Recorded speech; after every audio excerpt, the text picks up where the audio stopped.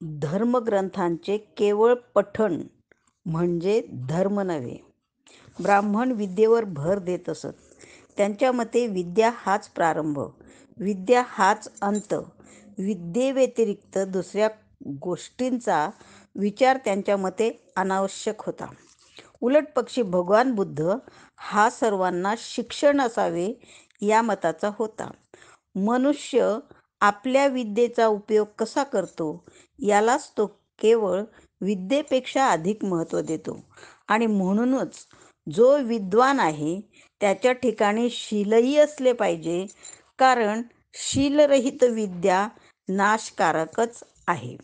विद्या आणि शील यापैकी शीलाचे महत्त्व कसे अधिक आहे हे भगवान बुद्ध भिक्खू पट्टिसेनाला जे सांगितले त्यावरून स्पष्ट होते. प्राचीन काळी जेव्हा भगवान बुद्ध श्रावस्तीत राहत होता त्यावेळी तेथे स्वभावाने तिरसट आणि मठ्ठ त्याला एक गाथाही कधी पाठ करता आली नाही असा पट्टिसेन नावाचा म्हातारा भिक्खू होता. म्हणून भगवान बुद्धाने 500 अर्हतांना पट्टिसेनाला प्रतिदिनी शिक्षण द्यावे अशी आज्ञा केली. परंतु 3 वर्षानंतरही पट्टिसेनाला एकही गाथा पाठ म्हणता येईना. तेव्हा जनपदातील सर्व भिक्खू, भिक्खुणी, उपासक आणि उपासिका पट्टिसेनाचे हे अज्ञान पाहून त्याचा उपहास करू लागले. भगवान बुद्धाला त्याची दया आली. त्याने पट्टिसेनाला आपल्याजवळ बोलावले आणि सौम्यपणे त्याच्या पुढे पुढील गाथा म्हटली. जो राखून बोलतो, विचारांचा संयम करतो, जो आपल्या देहाने दुसऱ्याला उपद्रव करीत नाही, असा मनुष्य निब्बाण मिळवू शकतो.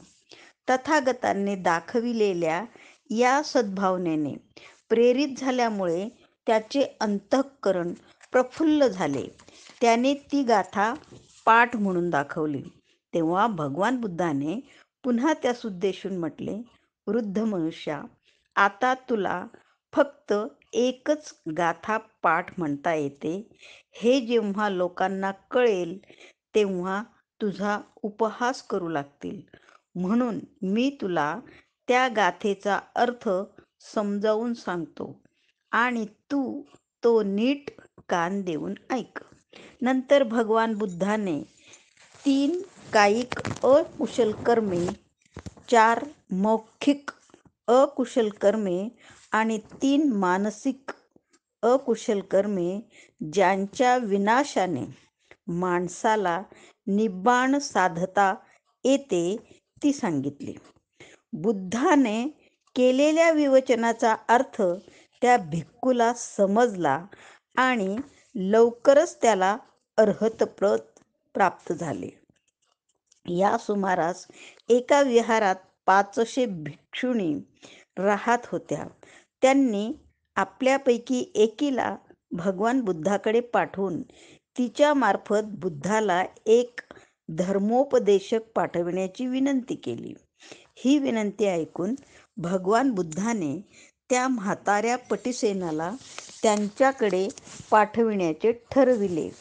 या व्यवस्थेची वार्ता त्या भिक्षुणींच्या कानी येताच त्या सर्व हसू लागल्या आणि म्हाताऱ्या भिक्खूसमोर गाथांचे पठण उलटे म्हणजे शेवटच्या अक्षरापासून करून त्यांनी त्याला गोंधळात टाकण्याचे आणि लज्जित करण्याचे ठरविले. नंतर दुसऱ्या दिवशी सकाळी सर्व लहान थोर भिक्षुणी पट्टिसेन येताच त्याला नमस्कार करण्यासाठी पुढे गेल्या.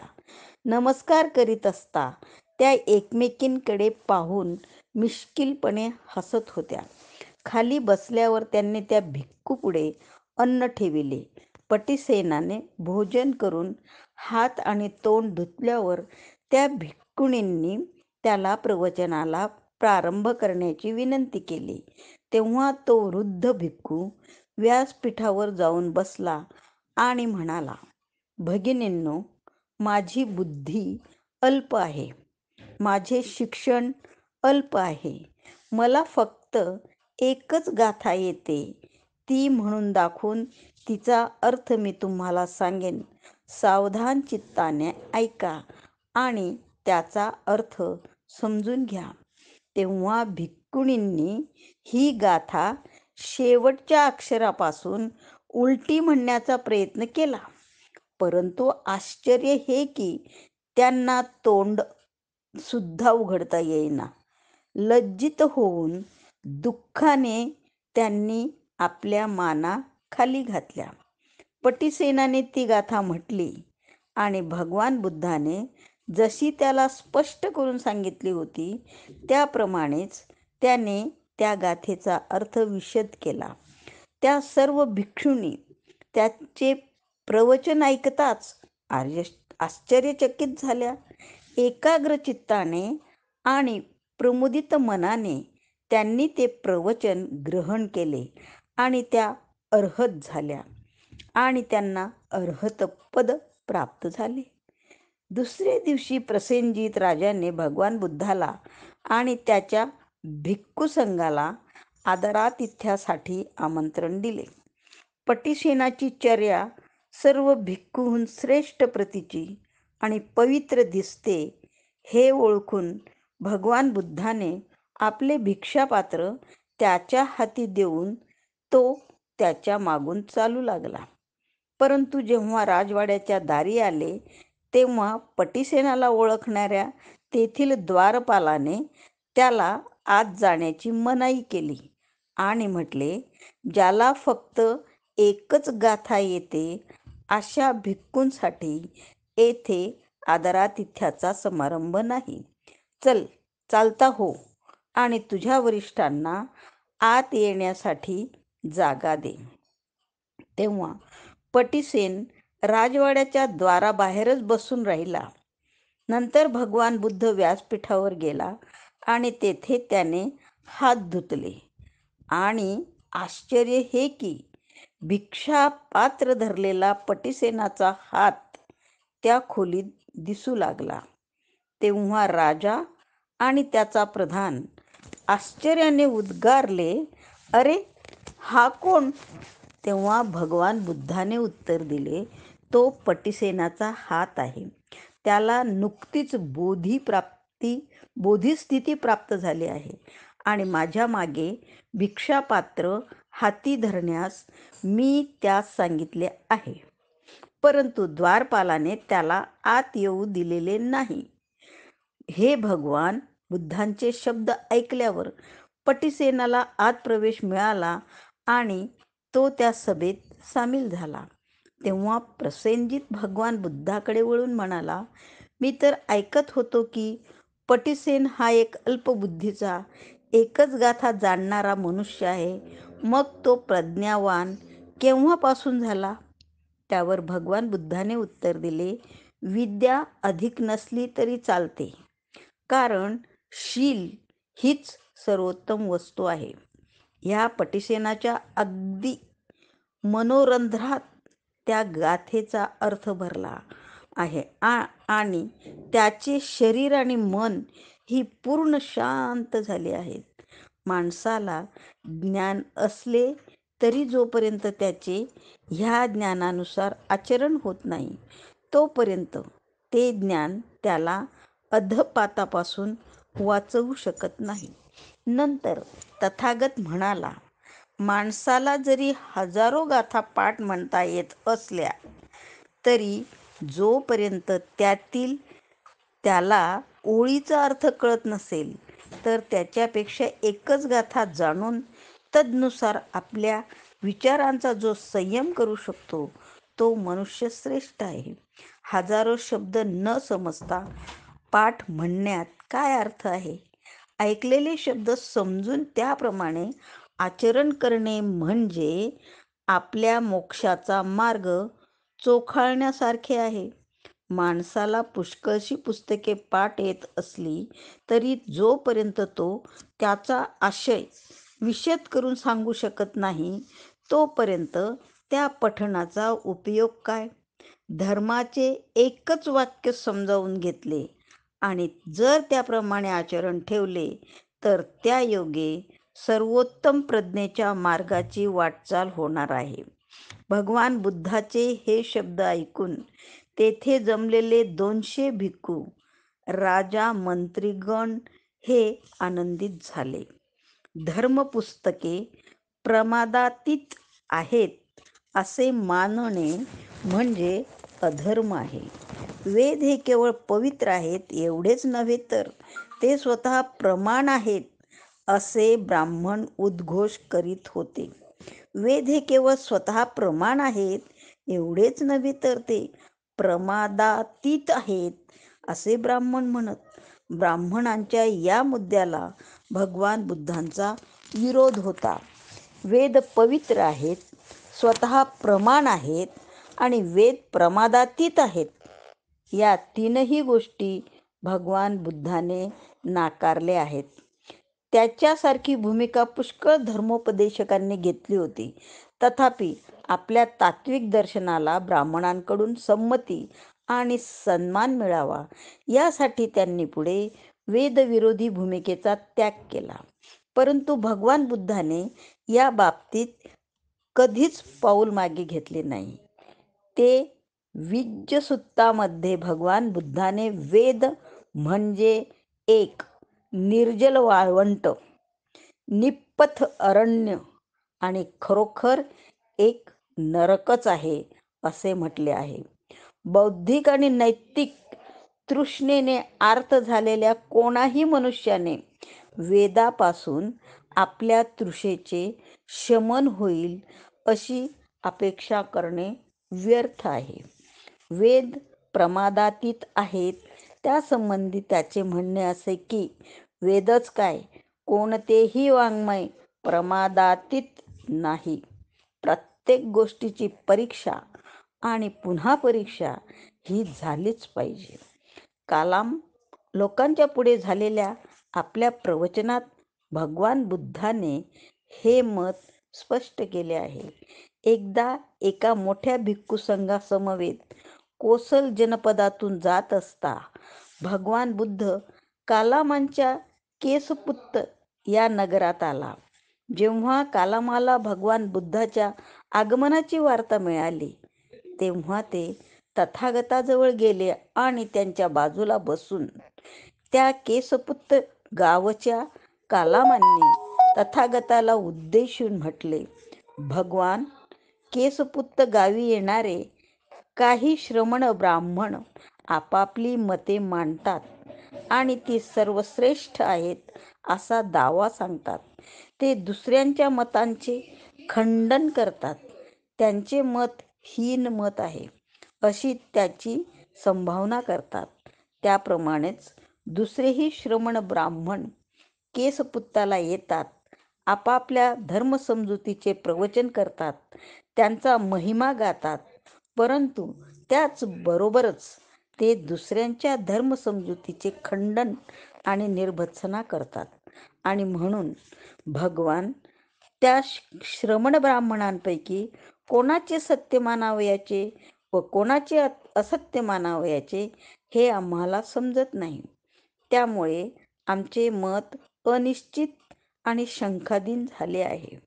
तथागताने उत्तर दिले, तुमच्या मनात अनिश्चितता आणि शंका उद्भवावी याला योग्य कारण झाले आहे. आणि ही अनिश्चिती आणि शंका खरोखर तुमच्या मनात योग्य वेळीच उत्पन्न झाली आहे. भगवान पुढे म्हणाले, हे कालामांनो, तुम्ही जे केवळ ऐकता त्यावर विश्वास ठेवू नका. जे केवळ पुष्कळ लोक सांगतात म्हणून त्यावर विश्वास ठेवू नका. जे केवळ धर्मपुस्तकात लिहिलेले आहे म्हणून त्यावर विश्वास ठेवू नका. जे केवळ तर्कशास्त्रानुसार आहे म्हणून ते मानू नका. जे केवळ न्यायशास्त्रानुसार आहे म्हणून ते मानू नका. जे केवळ सत्कृतदर्शनी पटण्यासारखे आहे म्हणून त्यावर विश्वास ठेवू नका. ज्या समजुती आणि मते अनुकूल वाटतात म्हणून त्याच्यावर विश्वास ठेवू नका. जे केवळ बाह्यातकारी खऱ्यासारखे दिसते ते केवळ बाह्यातकारी सत्य म्हणून त्यावर विश्वास ठेवू नका.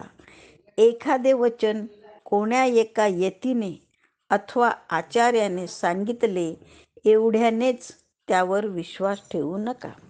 कालामाने विचारले, मग आम्ही करावयाचे तरी काय? आम्ही कोणती कसोटी लावायची? तथागतांनी उत्तर दिले, कसोट्या ह्या स्वतःलाच विचारा. ह्या गोष्टी हितकर आहेत काय?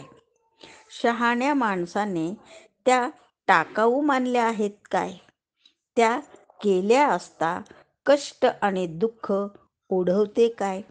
कालामांनो, यापुढेही जाऊन तुम्ही असे विचारले पाहिजे की हे सिद्धांत तृष्णा, द्वेष, मूढता आणि हिंसा यांना सहाय्यक नाहीत ना?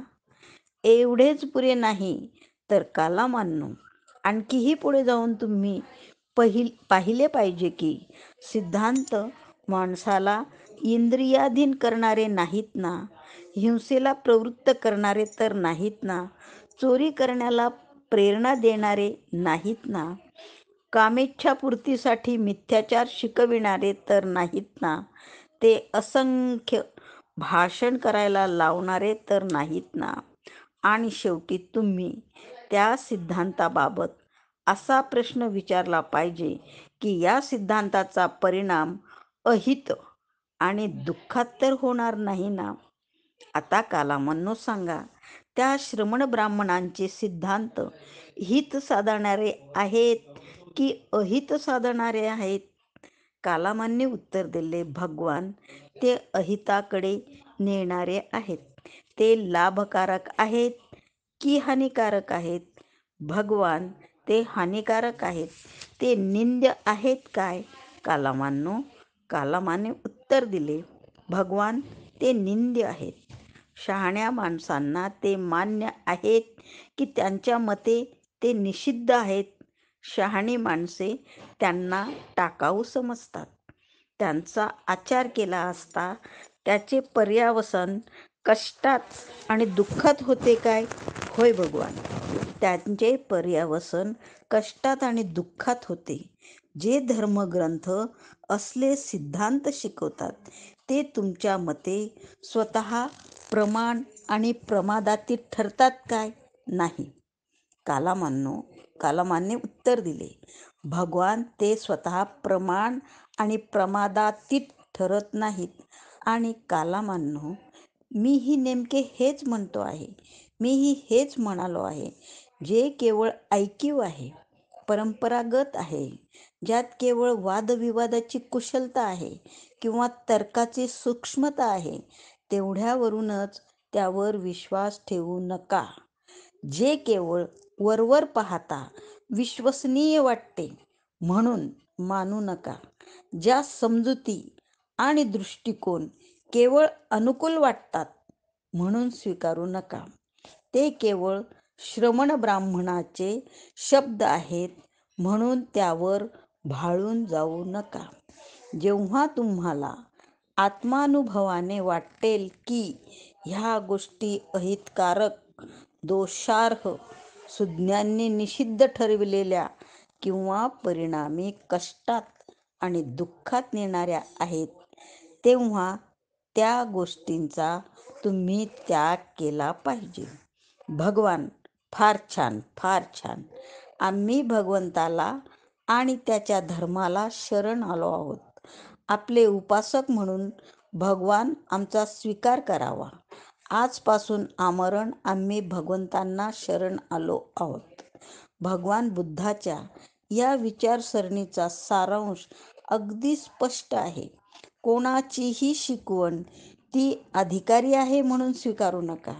ती धर्मग्रंथ निविष्ट आहे, त्यात तर्काची सूक्ष्मता आहे किंवा तिचे बाह्यरूप ग्राह्य आहे म्हणून ती मानू नका. उपदेशिलेले विचार किंवा दृष्टिकोन अनुकूल वाटतात, ते बाहेरून सत्यस्वरूप दिसतात किंवा ते कोणा महान आचार्याचे आहेत म्हणून त्यावर विश्वास ठेवू नका. उपदेशिलेले विचार किंवा दृष्टिकोन हितकर आहेत की निंदनीय आहेत, सदोष आहेत की काय, ते कल्याणकारक आहेत की अकल्याणकारक आहेत याचा विचार करा. या कसोटीवर उतरणारा कोणाचाही उपदेश मान्य करावयास प्रत्यवाय नाही.